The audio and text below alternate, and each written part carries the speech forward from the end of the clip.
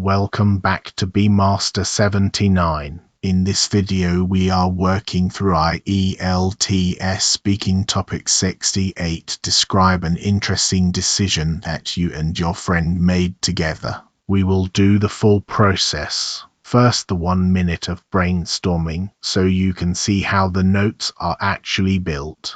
Then a complete part 2 long turn. Then part 3 question by question.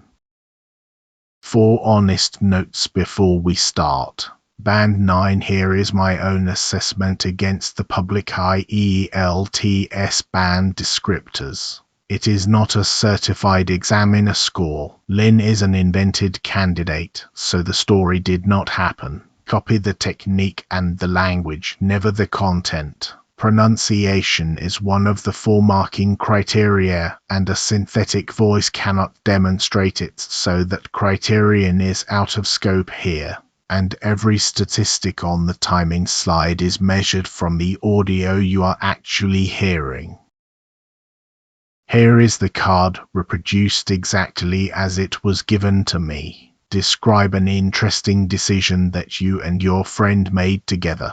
You should say when and why you made the decision, what the decision was about, and why you made the decision together. And explain why you think it was interesting. The 2 part 3 questions on the card are: at what age do you think children can make decisions by themselves, and what decisions can children make by themselves?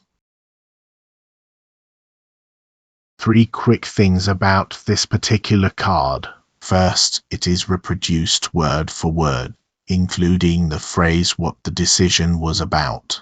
Many official cards say simply what the decision was. I have not tidied it up. Second, the bullet order is unusual because it asks when and why before it asks what.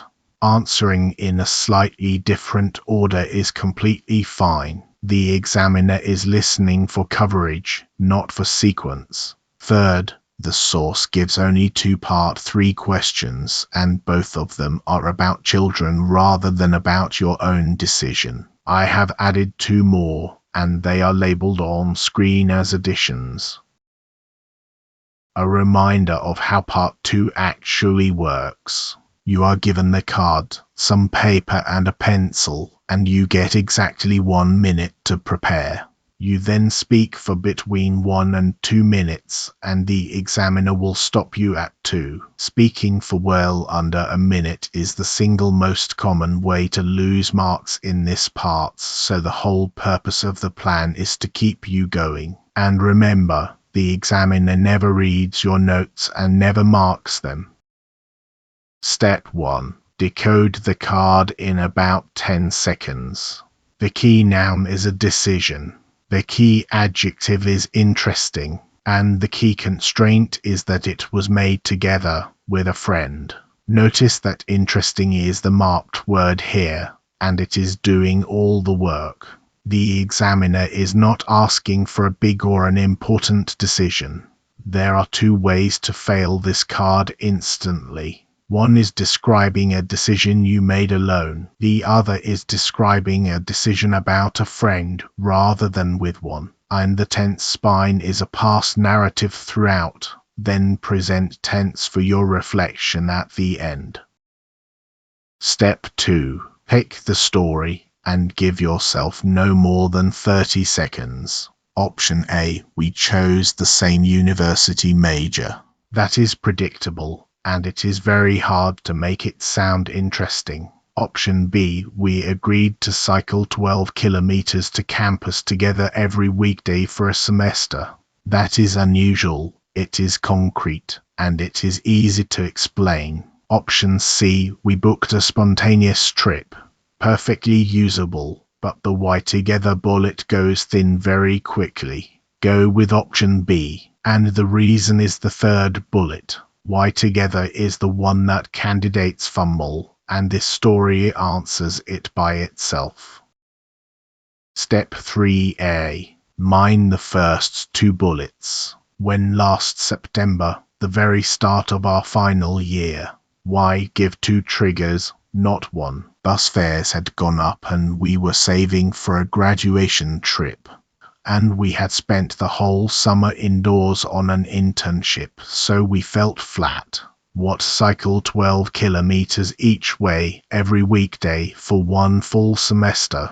And here is the principle. Detail beats scale. A route, a meeting corner, and a departure time of 6:15 sound true. We decided to be healthier does not. Step 3B. Mine the third bullet, then the closer. Why together accountability? Neither of us would have lasted 3 days alone. Somebody is standing on the corner waiting for you, so you go. That single word, accountability, is the whole bullet. Name the abstract reason, then prove it with a concrete image. Then the closer. Why was it interesting? Refuse the obvious answer.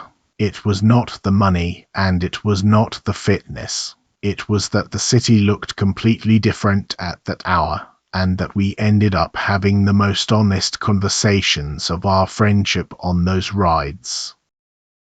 Step 4. Plan the language, but do not plan the sentences.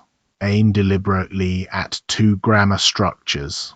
A past perfect for the background. We had spent the whole summer indoors. And a cleft sentence for the closer. What made it interesting was. Then signposts so the examiner can hear your coverage. There were really 2 triggers. The reason we made it together came down to load in a few collocations, make a decision, weigh up the consequences, come down to a vague promise, cut costs, look back on, and one warning: do not write full sentences in your minute. Sentences make you read aloud, and reading aloud is audible.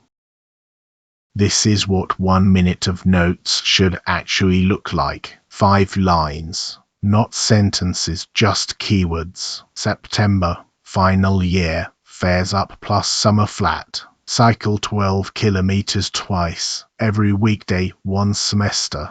Route, corner, 6:15, because detail sounds true. Together equals accountability. 3 days alone. Interesting equals the city at dawn and the best conversations. Nobody reads this except you, so legibility matters far more than spelling. Now listen to Lynn give the whole answer. As you listen, do 3 things. Listen for the 4 bullets being signposted in order. Listen for the past perfect and the cleft sentence that we planned. And listen for the closer refusing the obvious answer. The full text is on screen, so read along and then shadow it out loud. I'd like to talk about a decision that my closest friend Huron and I made at the very start of our final year at university. We decided to stop taking the bus and cycle to campus together instead, about 12 kilometers each way, every weekday for an entire semester. We made it last September, and there were really 2 triggers. The first was purely financial. Fares had gone up, and we were both trying to save for a graduation trip. The second was that we'd spent the whole summer indoors on an internship, and we were both feeling sluggish and a bit flat. So one evening, over iced tea, we half joked about cycling in, and by the end of the conversation, it had turned into a serious plan. The decision itself was surprisingly detailed because we knew that a vague promise would collapse within a week. We agreed on a route and meeting point at the corner of my street and a departure time of 6:15. We even agreed that if either of us dropped out, the other was entitled to be genuinely annoyed about it. The reason we made it together rather than separately came down to accountability. I'm fairly certain that neither of us would have lasted 3 days on our own, because it is far too easy to look out of the window at 5:30 in the morning and decide that the weather isn't cooperating. But when somebody is standing on a corner waiting for you, you go. What made it interesting looking back wasn't the money we saved or even the fitness side of it. It was that the city looked completely different at our quiet call, with people setting up their stalls, and we ended up having the longest, most honest conversations of our friendship on those rides. So a decision that started as a way of cutting costs quietly became the thing I remember most fondly about that year. Let us check that against the clock using the audio you just heard rather than a claim. That long turn was 330 words delivered in 1 minute and 53 seconds, which works out at about 175 words per minute. That is inside the 1 to 2 minute target, but I want to be honest with you about the pace because 175 words per minute is brisk. If you spoke these same 330 words at a more typical exam pace of about 150, you would run to roughly 2 minutes and 12 seconds, and the examiner would cut you off at 2 minutes. So the practical lesson is this. Treat about 300 words as your ceiling, not 330, and remember that anything under 60 seconds is the real danger zone. So why would this score well? Take the 4 public descriptors in turn. Fluency and coherence. She speaks at length without effort. Each bullet is signposted so the coverage is audible, and there is no backtracking because the ideas were planned and the sentences were not. Lexical resource, precise collocation, way up, came down to cutting costs, a vague promise. Idiomatic but never forced. Grammatical range, a past perfect, a cleft sentence, a hedged counterfactual. Neither of us would have lasted, and embedded clauses used naturally rather than displayed. And pronunciation, which simply cannot be assessed from a synthetic voice, so it is out of scope here, and I would rather say that than pretend otherwise. 6 phrases worth stealing because they transfer to almost any card. There were really 2 triggers, which buys you a 2-part reason. It came down to which names an abstract cause in 3 words. A vague promise would collapse, which is vivid and is also a collocation. What made it interesting was not X, it was Y, which is a cleft sentence and already made closer. Looking back, which switches you cleanly into your reflection, and rather than one magic age, a gradual handover, which reframes a question that expects a single answer. Part 3 is a different game entirely. It is not about you anymore. It is about the wider topic in the abstract. Aim for 30 to 60 seconds per answer. 2 sentences is too short, and a 2-minute monologue is too long. The shape to use is position, reason, example or criterion, then a concession. And you are allowed to politely refuse a false premise. Refusing well actually shows more range than simply agreeing. Question 1 from the card. At what age do you think children can make decisions by themselves? Here is the plan. The question expects a number, so refuse it politely. That refusal is the range move, split by the type of decision, not by age alone. Small everyday choices from 5 or 6 consequential ones in the mid-teens. Then give one reason with real substance. Weighing up long-term consequences is still developing well into adolescence. I don't think there's a single cut-off age because it really depends on what kind of decision we're talking about. Children can start making small, everyday choices from around 5 or 6, what to wear or which game to play, and that's actually how they learn that choices have consequences. But for decisions with lasting effects, things like money, health, or which school to go to, I'd say the mid-teens is more realistic simply because weighing up long-term consequences relies on parts of the brain that are still developing well into adolescence. So rather than one magic age, I'd think of it as a gradual handover. Question 2 from the card. What decisions can children make by themselves? The plan. Do not simply list examples because everybody does that. Give a criterion first, then the list.